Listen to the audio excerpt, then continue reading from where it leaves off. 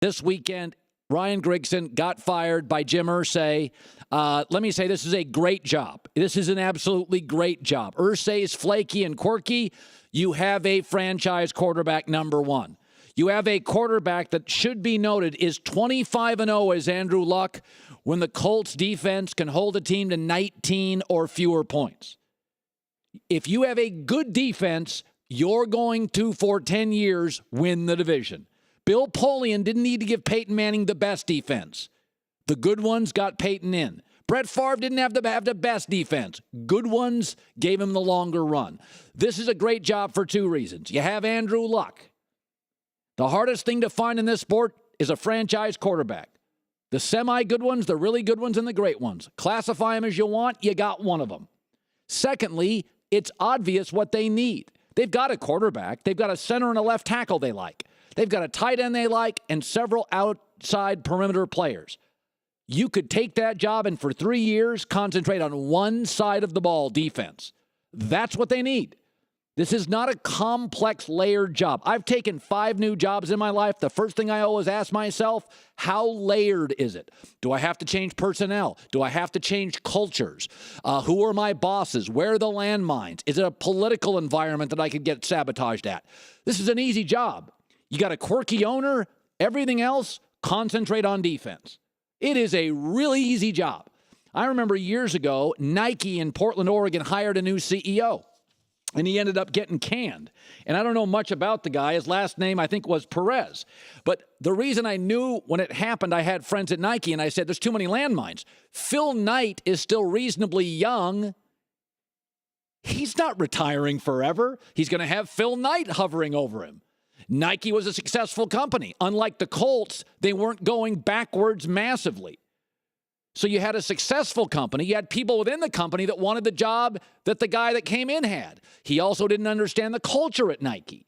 So they hired this guy outside the company. It was landmines everywhere. This is a quirky owner, draft one side of the ball. This is an easy one. Easy one. Irsay made the call after kind of hiding for 19 days. Here's the owner. We needed to make a change, I felt. Intuitively, you get the feeling when the timing's right where a change will help. And whereas continuity is something that I really want and long to have as much as we can have it, I really felt that the time was right to make a change, that we needed some new direction just in the vision of our football program. And you know, that's from talking to a lot of people and giving it a lot of thought. He's right. He made the right move here. He made the right move here. Multiple players, Pat McAfee, Gary Brackett, Jarrell Freeman, Reggie Wayne, former players, went to social media to thank the organization. We talked about distractions, not being distractions, but being signs. That's a sign. He was not respected in the league. He was not respected in the locker room. He drafted, I think, a really, really, really talented quarterback. And one of his receivers, T.Y. Hilton, was a nice find. And I do think Ryan Kelly, the center for Alabama, will end up being one of his best picks as well.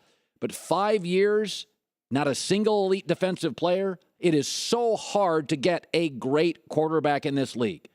It's hard to find a decent Kirk Cousins franchise quarterback. Forget Andrew Luck.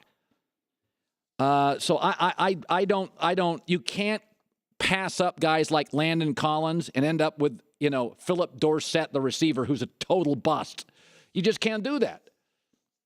By the way, Jonathan Kraft, remember, Grigson's the guy who ratted on the Patriots for Deflategate. Jonathan Kraft, pregame show in Boston of the Patriots, said this. That game might have been Ryan's pinnacle. I don't know. But Jimmy can talk about what's going on at the Colts. We're fortunately playing football today. Timing's great, isn't it? On the weekend that Grigson gets fired, the Patriots are going to the Super Bowl. He's the one that ratted on New England for Deflategate. It was the right move.